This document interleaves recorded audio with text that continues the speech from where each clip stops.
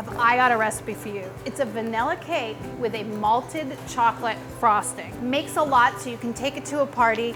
In this bowl, I have 3 cups of flour, a tablespoon of baking powder, a teaspoon of baking soda, and a 1/4 teaspoon of salt.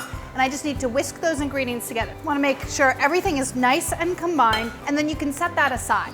Because this is such a great recipe for a crowd, I'm gonna make it in a disposable dish. If I bring it to the party and half of it's left over and I wanna leave the rest for the hosts, I can just leave it there and I don't have to worry about my dish. It's a perfect solution for picnics and potlucks and stuff like that. You know, it's that time of year. The ones that I have a top, which is kind of cool because you can cover it up and take it with you. And these are actually non-stick, but even though they're non-stick, I'm gonna butter it. That's what the recipe says to do. So butter and flour your 9x13. The flour and the butter combination is perfect for non-stickiness, but it needs to be a really light coating of flour. You don't want like clumps of flour all over your pan. Prepared. My oven is preheated to 350 degrees. I'm just gonna start creaming my butter and sugar. I have 1.5 cups of sugar and 1.5 sticks of unsalted butter. You're gonna need to scrape down the bowl once or twice. While I'm waiting for this to happen, I'm gonna use my time efficiently and measure my buttermilk. 1.25 cups. 1.5 teaspoons of pure vanilla extract. Make sure it's the pure stuff. The imitation is not good. Don't use it. Just say no to imitation extract. Mean it, people. Now it's time for the eggs. You need 4 eggs, so I just like to crack 1 egg at a time into a little bowl or a measuring cup and then add it to the mixer. Make sure that every egg is fully combined before you add the next egg. That ensures proper combining. And proper combining is what good cake making is all about. Last egg. When your eggs are all added, it's time to add the dry ingredients. You want to do it in 3 additions of dry and 2 additions of wet, alternating. Flour, buttermilk, flour, buttermilk, flour. Once the flour is incorporated, then you can add half of your buttermilk mixture.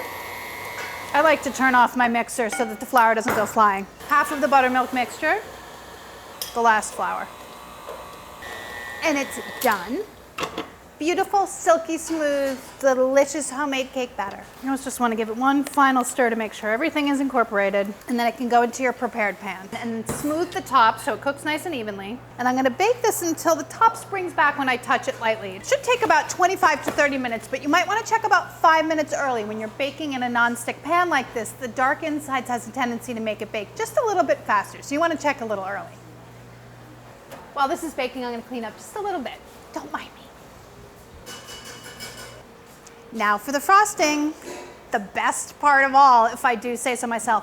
This is 1/2 cup of boiling water. I'm gonna need that in a sec. Here I have 1.5 cups of malted milk powder, and to that I'm gonna add a 1/4 cup of unsweetened cocoa powder to the malted milk powder, and then slowly add the boiling water. That's gonna dissolve all that stuff together and make it nice and smooth. It smells so good.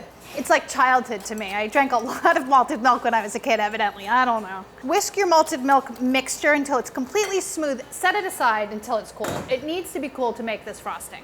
Also, I have melted milk chocolate. This is 12 ounces. You can do it in the microwave or on a double boiler, however you like. While these 2 things are cooling, I'm just gonna start creaming some butter. I have 2 sticks plus 2 tablespoons of soft, unsalted butter in this mixer. While this is creaming, I thought I might point out to you that we have a beautifully cooled cake. The cake came out of the oven after 25 minutes. It's nice and golden. Okay, so this is nice and creamy, and I've allowed my chocolate mixtures to cool so I can add them without fear. First, the cocoa mixture. Nice and cool, and then turn it on really slow, especially at the beginning so the chocolate doesn't go flying everywhere. It can be very, very messy. Last time I made this, I splattered somebody who shall remain nameless. And then all you do is you just add your cooled chocolate. Get all the chocolate in there. It's kind of messy. Do not give up. Don't forget salt. And then mix it. And it should turn nice and light and fluffy in a matter of minutes, about 3 to be exact. I've been patiently waiting, and I think my patience has paid off. It looks really good, really silky. Oh my gosh, it tastes just like a milk dud or malted milk ball. I don't know which one it is. So good. Now it can go right on your cooled cake. Make sure your cake is cooled. Remember I said that? Otherwise, disaster. This frosting is basically made out of butter, so you can imagine what's gonna happen if you put it on a hot cake. So good, so nice, so silky. Smooth it over the top, cover it up, take it with you to your next party, and watch it disappear. And if you make it in a disposable pan, you can leave the leftovers as long as it lasts, which won't be very long because it's so delicious they're not going to be able to stop eating it.